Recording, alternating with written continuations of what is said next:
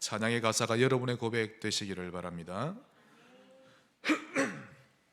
특히 오늘 예배를 통해 우리 현장에 빈 곳이 회복되는 오늘 축복의 예배가 될 줄 믿습니다.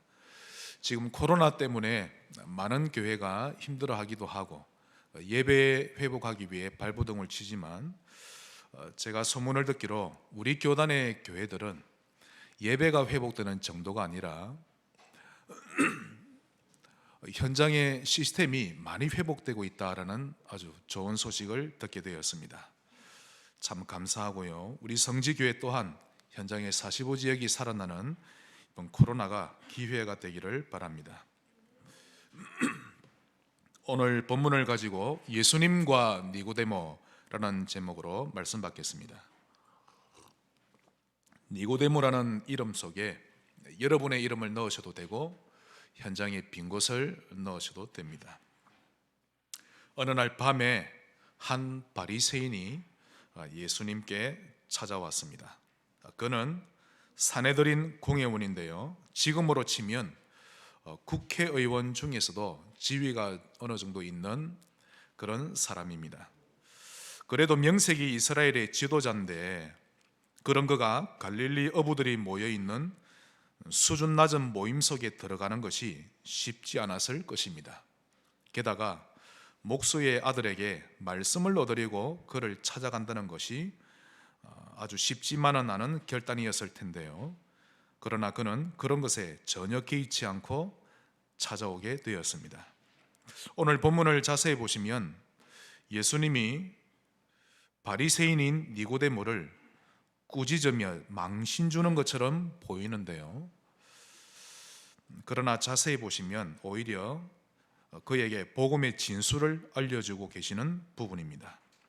이것은 예수님이 그를 옥토로 여기고 계셨음을 알 수 있죠. 돼지에게 진주를 주는 법은 없는 것입니다. 그가 복음을 원한다는 것을 주님은 눈치를 채셨죠. 역시나 니고데모는 창피해하기보다 또 자존심이 상해한다고 하기보다 복음에 대해서만 온 신경이 집중되어 있는 것을 알 수 있습니다. 사실 이때부터 예수님과 니고데모와의 엄밀한 다락방이 시작된 것입니다. 아주 고지식했던 니고데모는 네가 다시 태어나야 하리라는 예수님의 말씀을 곧이곧대로 받아들였죠. 그러자 그는 사람이 다시 어머니의 자궁 속에 들어가 다시 태어나는 것이 가능합니까? 라고 예수님께 질문할 정도로 복음에 대해 크게 관심이 많았던 자였습니다. 그런 그에게 예수님은 육신이 아니라 영혼이 재탄생하는 것이라고 말씀해 주십니다. 본문이 이해되시죠? 이런 식으로 한 번이 아니라 여러 번 주님을 찾아간 걸로 알고 있는데요, 이렇게 하루하루 복음을 깨달아가던 그는 이후에 완전히 변화되었습니다. 심지어는 다른 바리새인들이 예수님을 체포하려고 할 때도 예수님의 편을 들기도 했죠. 우리 말씀을 좀 보겠습니다. 요한복음 7장입니다.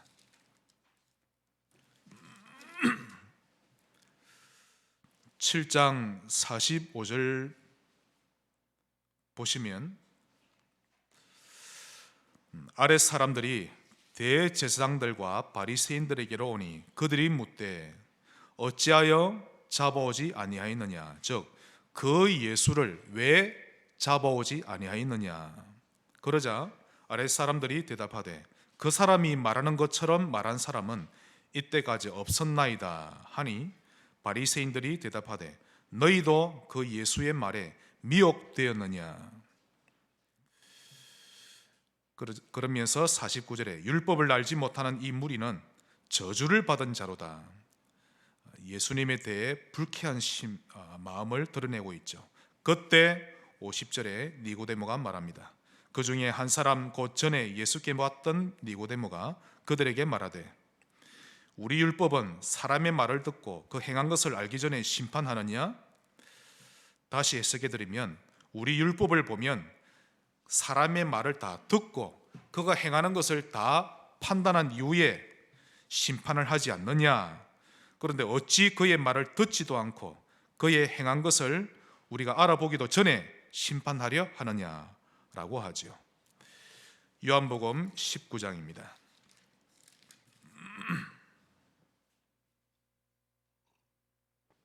19장은 예수님이 십자가 지시고 죽으시는 본문인데요. 39절에 일찍이 예수께 밤에 찾아왔던 니고데모도 모략과 침량 섞은 것을 100리트라쯤 가지고 온지라.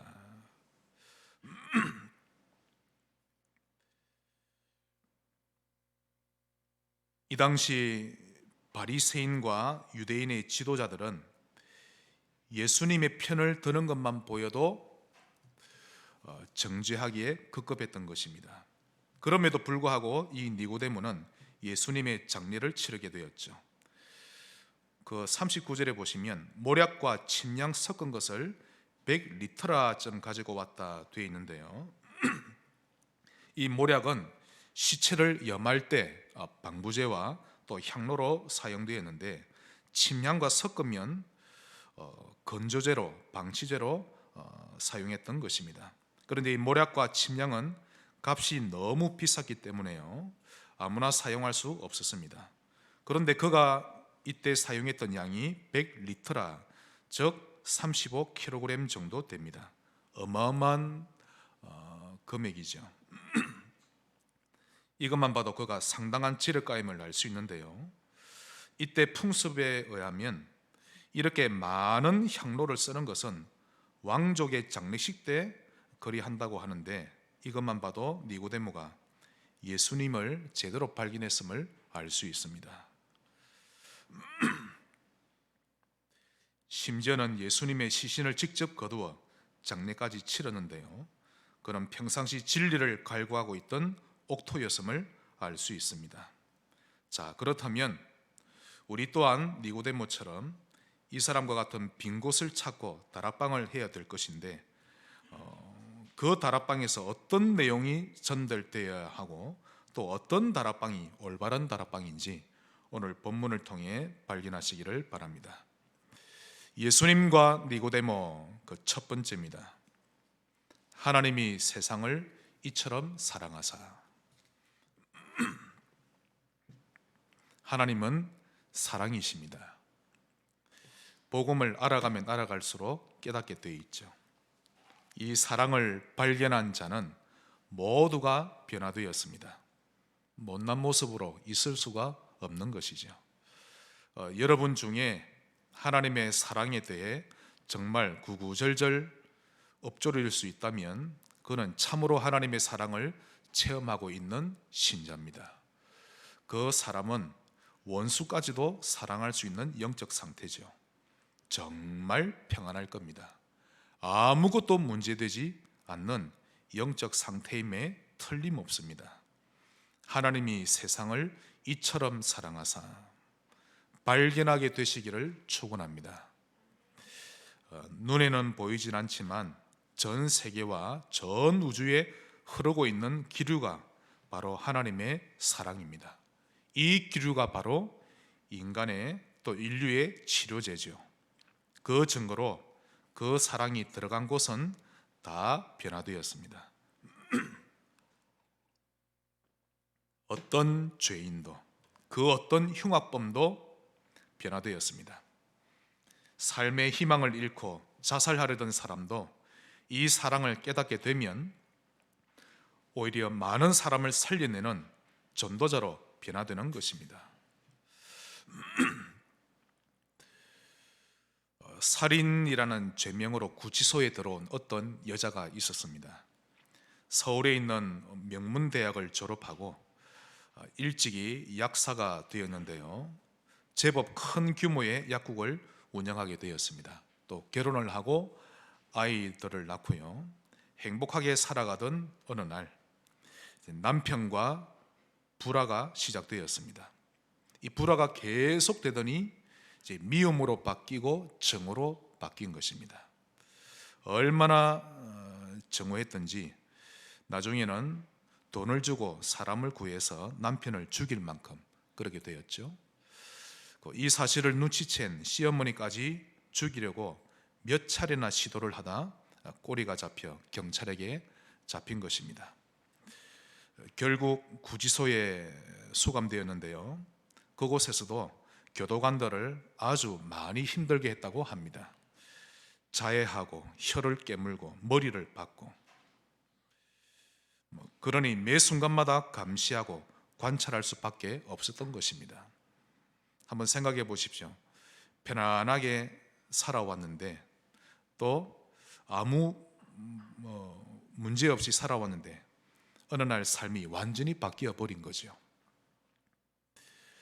너무 무너져 살아가다 보니 어느 한 여자 교도관이 그녀에게 성경책을 건네주었습니다. 그 교도관은 법무부에 있는 불교 시무의 총무였던 교도관인데, 그녀에게 사람 좀 되라고 성경책을 건넨 것입니다. 처음에는 성경을 신경 쓰지도 않고 방치해두고 있었는데 심심하기도 하고 또 호기심에 한 번씩 성경을 읽게 되었는데요. 결국 성경을 다 읽게 되었습니다. 그때부터 밥을 굶어가면서까지 몰입하기 시작합니다. 나중에는 하나님의 사랑에 사로잡혀 버렸죠. 완전히 변화되었습니다. 눈물로 하루를 살아갈 수밖에 없는 그런 여자가 되었죠. 그러다 1년 6개월이 지나서 사형 선고가 판결되던 날, 그녀에게 이전과는 비교할 수 없는 성령의 감동에 잡히게 되었습니다. 그녀는 사람들을 섬기기 시작했는데요, 하루를 예배로 시작하고 예배로 끝내는 삶을 살아갔습니다. 같은 방에 새로운 죄수들이 들어오면 더 많이 섬겼고, 결국 그들 모두 구원받고 성도가 되었고요. 결국 그녀를 통해 구원받은 죄수들이 1000여 명이 되었습니다. 심지어는 외국인 죄수들까지도 말이 통하지 않는데도 가슴과 눈빛이 통하니, 십자가만 꺼져도 외국인이 고개를 끄덕이며 눈물로 영접하고 같이 찬양하는 그런 장면을 연출하기도 했습니다. 드디어 사형받던 날, 자기 앞에 앉아있는 구치소 간부들과 검사, 의사, 신부, 또 성녀 모두에게 당당하게 복음을 전하고 감동을 주고 또 하나님을 찬양하면서 죽음을 맞이했던 것입니다. 누구든지 상관없습니다. 하나님의 사랑이야말로 인간이 먹어야 할 진정한 양식이요 진정한 음료인 것입니다. 하나님의 사랑 발견하시기 바랍니다. 하나님의 사랑이 진정한 에너지원이요 힘이 되는 것이죠. 어릴 때부터 부모의 사랑을 제대로 받고 자란 아이와 사랑을 받기는커녕 분노와 두려움 속에서 자란 아이는 분명히 다릅니다. 완전히 다르죠. 하나님의 사랑을 받고 자란 성도와 그 사랑을 모르는 성도는 다를 수밖에 없는 것입니다. 지난 주일 저녁에 제가 딸에게 말했습니다. 이내야, 오늘 숙소에 가면 일주일 동안 우리 딸을 못 볼 건데 아빠가 일주일 동안 우리 딸이 보고 싶으면 어떡하지? 이 말에 행복해하는 거 있죠. 아빠 말에서 사랑을 느꼈으니까요. 어떤 상담자가 내담자에게 물었습니다. 당신은 어릴 때 어머니에게서 자주 들었던 말이 무엇입니까? 그러자 그가 하는 말이 같이 죽자. 그 말을 노상 들었다고 합니다. 이런 말을 듣고 자란 아이는 앞으로 어떻게 되겠습니까? 심지어는요, 꼴도 보기 싫으니까 얼른 나가라, 그런 부모 많습니다. 이런 분위기 속에서 자란 사람은 건강한 영적 상태를 가지고 살기가 어려운 것이죠. 제가 주변에서 전도를 하다 보면요, 나도 예전에 교회 다녀봤다, 이런 사람 많습니다. 심지어는 그들 중에 제법 열심히 교회를 다녔거나 또 한때 잘 믿었던 사람들도 있습니다. 그러나 주일학교를 졸업하면서 동시에 교회 출석도 졸업하고 군생활 하면서 신앙생활도 접고 불신자와 연애하면서 하나님과의 관계도 접어버립니다. 그 이유를 물어보면 이런저런 이유를 많이 되겠지만 분명한 사실은 하나님의 사랑을 체험하지 못했기 때문이죠. 그러니 교회에서 기분이 상하면 바로 교회를 스톱하는 것입니다. 교회를 나가지 않는 것보다 더 큰 문제는 그의 영적 상태가 무너진다는 것인데요, 그로 인해 그의 삶도 완전히 무너지는데 불신자와 똑같아지는 것입니다. 하나님의 사랑이 복음입니다. 이 사랑만 누릴 줄 알면 되는데 사람들은 이것을 외면합니다. 한번 자로 인사합시다. 외면하지 맙시다. 하나님의 사랑 발견하세요. 자식이 부모의 사랑 발견하면 철들게 되는 것과 똑같죠. 신자들도 하나님의 사랑을 전혀 못 누립니다. 더 나은 모습으로 살아가려 하지 않고 상처에 반응하는 모습 그대로 살아가려 하죠. 그때부터 그의 인생은 사단에게 속는 인생이 되는 것입니다. 그 증거로 이상하게도 강단과 코드가 맞지 않습니다.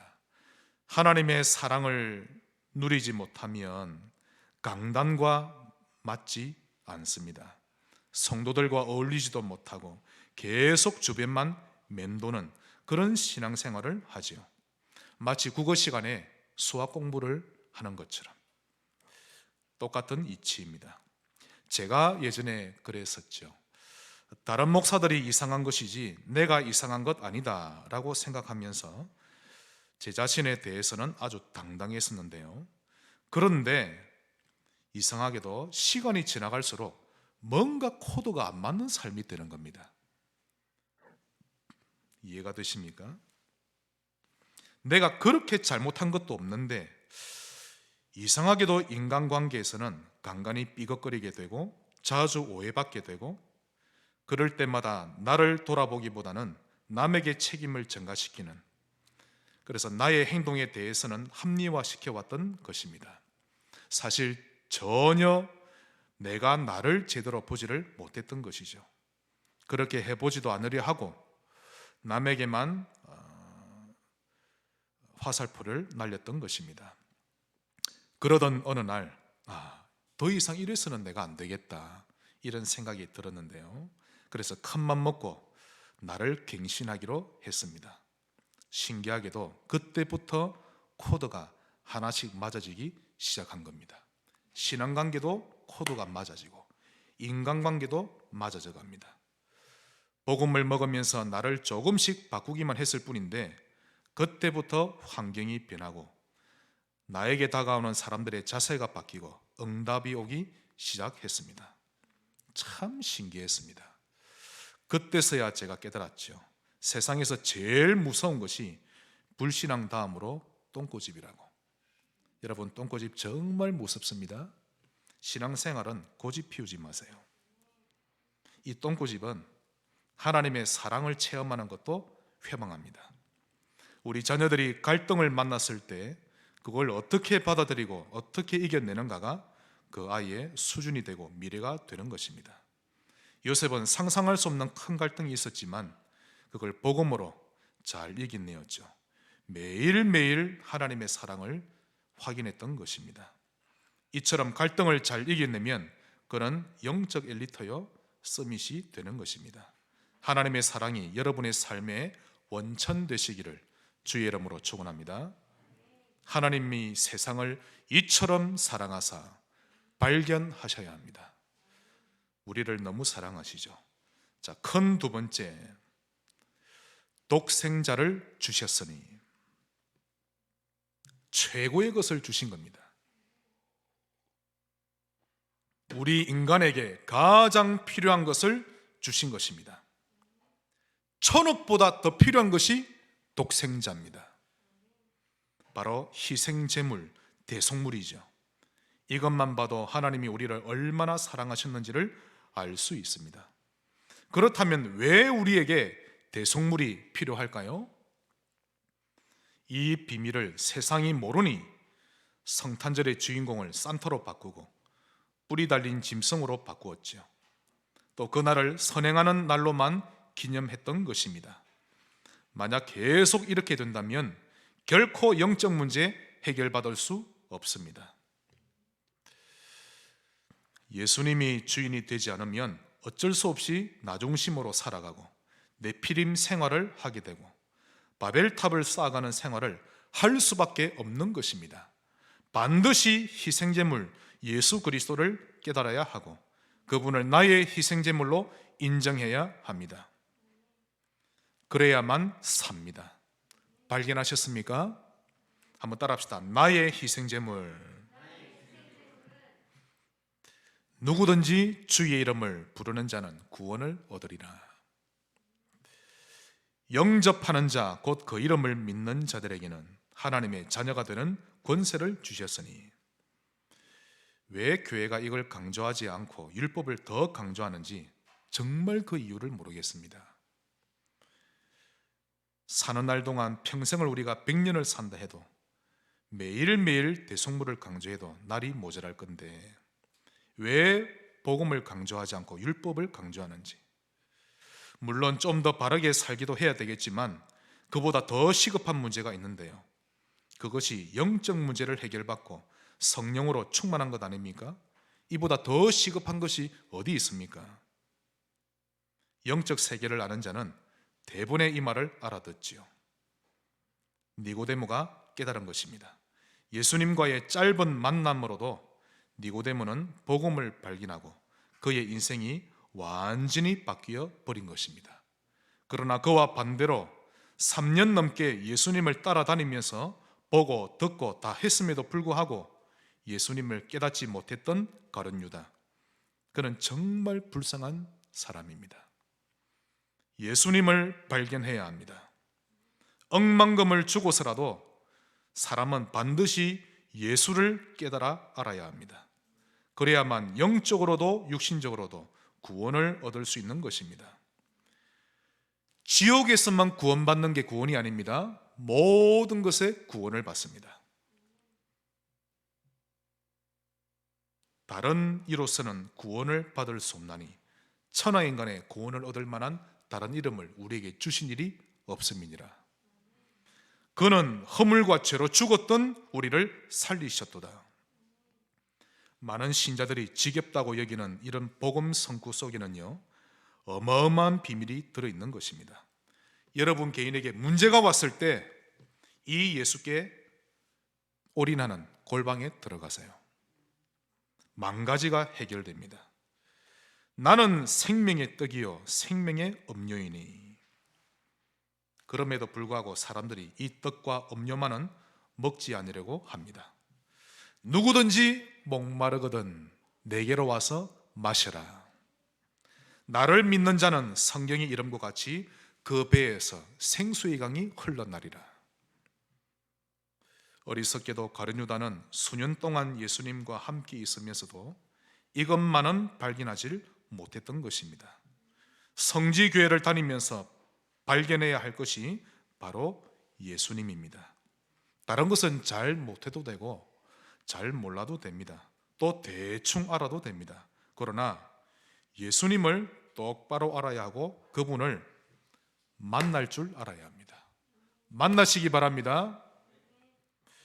어떤 예수를 만나야 할까요? 첫째로 갈보리산의 독생자를 만나셔야 합니다. 한번 따라합시다. 갈보리산의 독생자. 그리 되면 인생 문제 그 순간 끝입니다. 이유는 그분이 십자가에서 모든 문제를 해결하시기 때문이죠. 그분을 믿는 자는 새로운 피조물로 주님이 바꾸어 놓으셨고 우리를 성전으로 삼고 성령으로 인도해 가시기 때문입니다. 완벽한 구원이죠. 그러므로 아무것도 문제되지 않는 것입니다. 예수님이 갈보리산에 왜 올라가시냐는 말입니다. 이것만 깨달으면 우리나라의 모든 정신질환자 해방될 건데, 그렇죠. 미국의 청소년 문제 단번에 해결될 것인데 사단이 이 예수님만 보지 못하도록 그 눈을 막아버린 것입니다. 두 번째 우리가 만나야 할 분은 감람산에 오르신 부활의 주님을 만나야 합니다.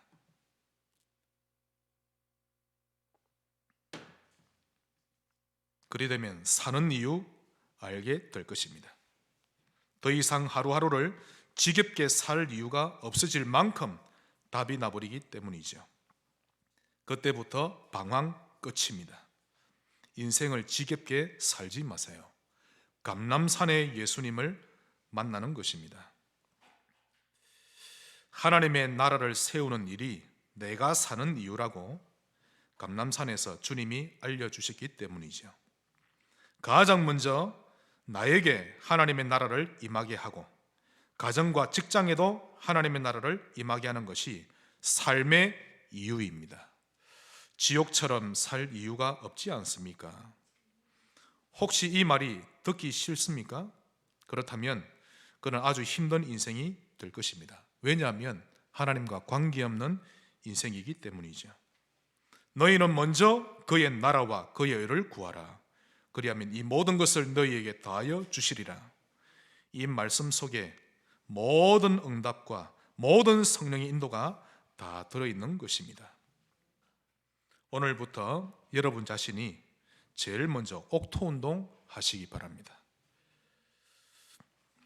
그러다 예수님이 감추어진 보하여 진주로 발견되는 순간부터 누룩운동, 겨자씨 운동, 그물운동을 하게 될 것입니다. 하나님 나라의 일에 증인 되시기를 주의 이름으로 축원합니다. 세 번째, 어떤 주님을 만나야 합니까? 마가다락방에 임하신 독생자의 영을 반드시 만나야 합니다. 독생자의 영. 그리하면 무기력 끝입니다. 신자가 풀이 죽어 있고 힘을 잃은 이유는 돈이 없어서가 아니죠. 시험에 떨어져서도 아니요, 사람이 잘 안 되어서 그런 것도 아니라 마가다락방의 예수를 만나지 못해서 힘이 없는 것입니다. 그분을 만나기 위해 하루 중에 5분도 시간을 내지 못한다는 것은 심각한 영적 상태입니다. 5분만이라도 예수님을 만나는 시간을 가져보시기 바랍니다. 아무에게 방해받지 않고 예수님과 독대할 수 있는 시간입니다. 혹 여러분 주변에 기존교회 다니는 교인들이 있다면 그들에게 이 세 가지의 예수님을 증거했을 때 그 말을 알아듣고 눈빛이 초롱초롱한 사람이 있다면 그는 복음의 사람입니다. 상처가 많든 적든 상관없죠. 복음으로 통하면 그는 미래가 있는 사람인 것입니다. 예수님을 만나시기 바랍니다. 우리가 거짓말하면 안 됩니다. 인생이 사는 것이 신나지가 않고 재미가 없는 이유는 사람 때문이 아니죠. 사업 때문도 아니고 내가 무능해서 그런 것도 아니라 예수님이 나와 함께 하시는데 그것이 안 믿어지니까 그런 것 아닙니까? 돈 문제, 사실 그건 하나님이 나에게 0.1초만 역사하셔도 간단하게 해결되는 것 아닙니까? 니고데모처럼 한밤중이라도 다 내려놓고 예수님께 찾아가는 그런 엄밀한 다락방이 없어서 내가 힘이 없는 것입니다. 우리 주님과 교제만 할 수 있다면 그가 어떤 사람이든 어떤 직업을 가졌든 어떤 과거를 가졌든 그 사람은 하나님이 귀하게 쓰시는 것입니다. 독생자를 주셨으니 그 독생자를 만나시기 바랍니다. 우리 자로 인사합시다. 주님을 만납시다. 네. 마지막 큰 세 번째입니다. 믿는 자마다. 자, 이 독생자와 어떤 관계를 가져야 할까요? 믿어야 합니다.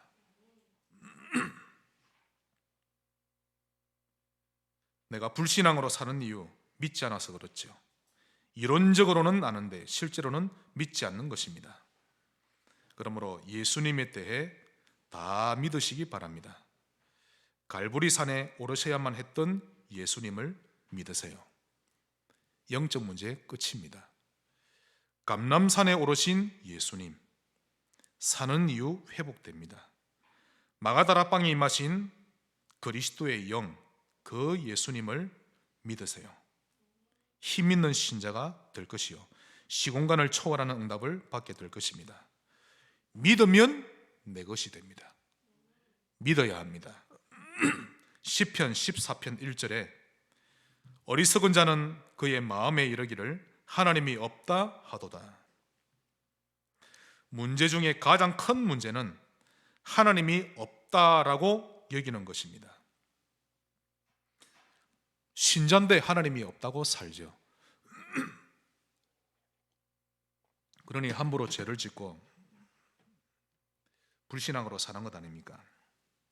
인간은 하나님이 없다라고 여기는 순간부터 브레이크가 없는 열차가 되어지는 것입니다. TV 드라마나 영화들을 한번 보세요. 거의 대부분이 무신론에 입각해서 그 스토리가 진행됩니다. 하나님이 없다고 하니 드라마나 영화의 소재가 너무 다양해졌습니다. 별의별 주제의 영화가 많이 쏟아져 나오죠. 제가 한번 어떤 드라마를 봤는데요. 외할머니가 편찮다는 연락이 와서 그 어머니가 며칠간 외갓집에 다녀오게 되었습니다.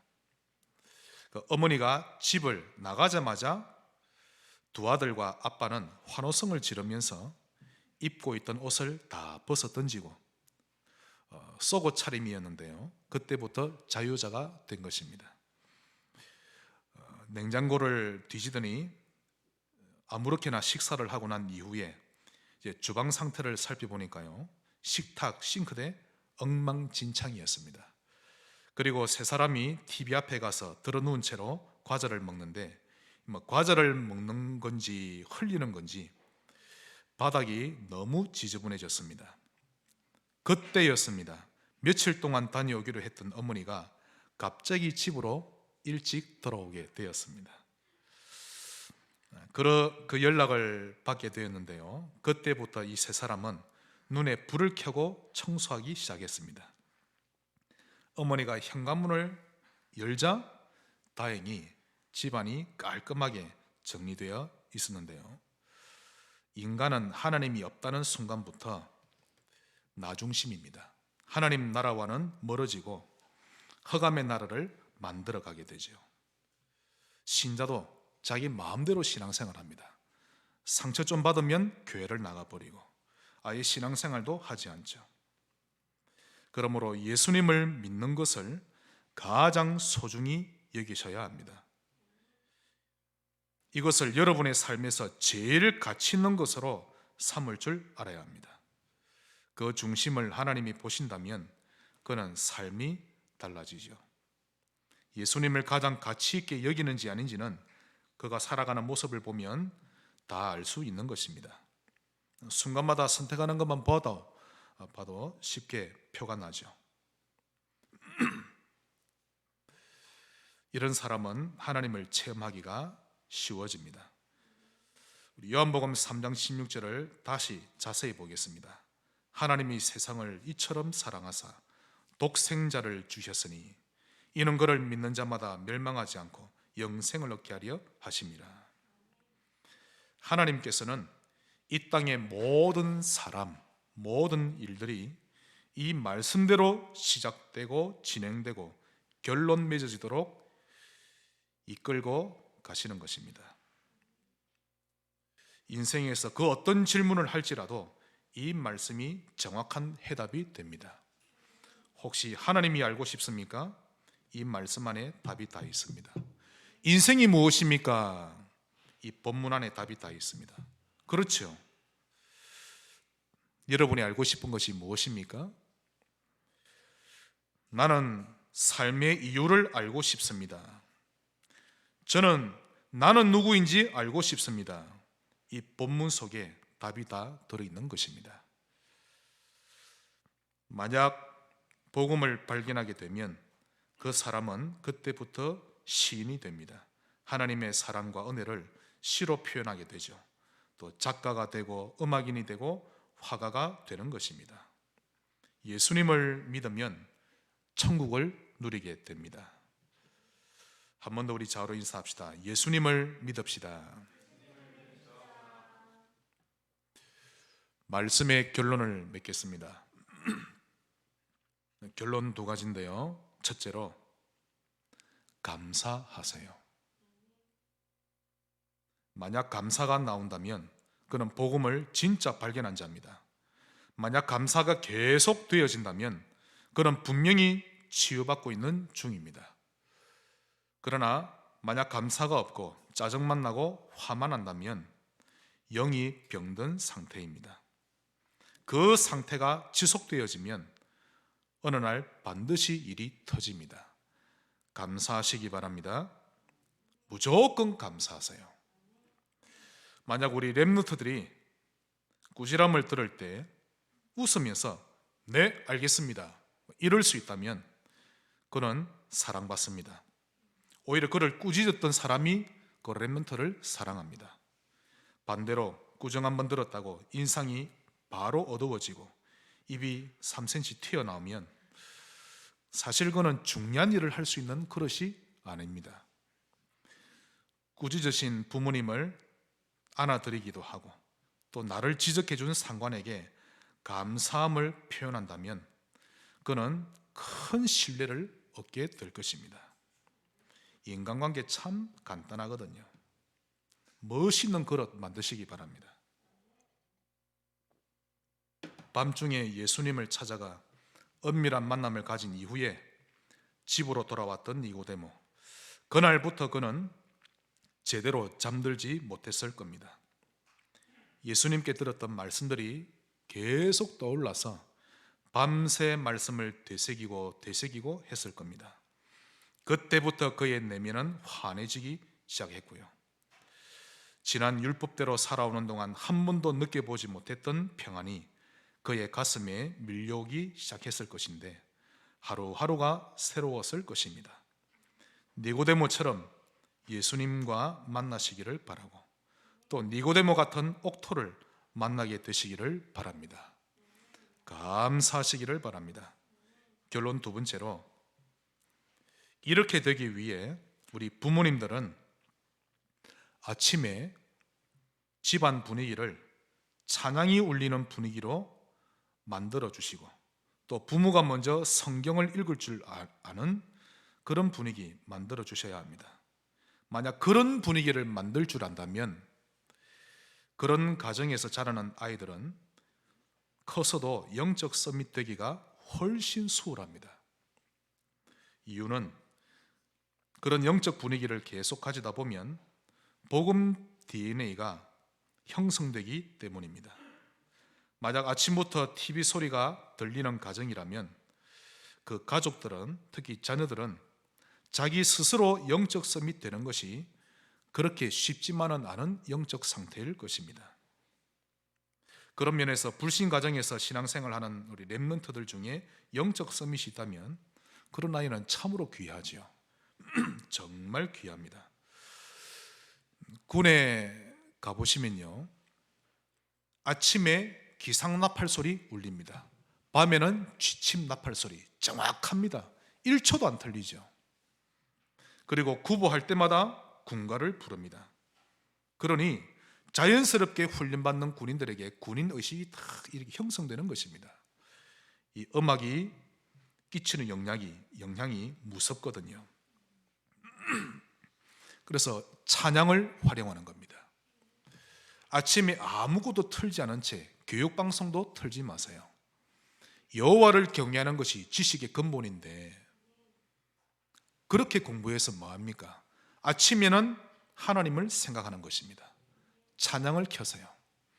그렇다고 심기가 불편한 가족이 있을 수도 있는데 너무 크게 틀든지 말씀 영상을 너무 크게 틀어서 가족들에게 폐를 끼치면 안 되겠죠. 그렇게 힘들어하는 가족을 보고 사단이 역사한다 그렇게 말하지 말고 좀 지혜롭게 은은하게 트는 것도 필요합니다. 어찌되었든 여러분의 가정 분위기를 복음이 흐르는 분위기로, 하나님이 생각나는 분위기로 우리 부모님들이 꼭 만들어 주시기 바랍니다.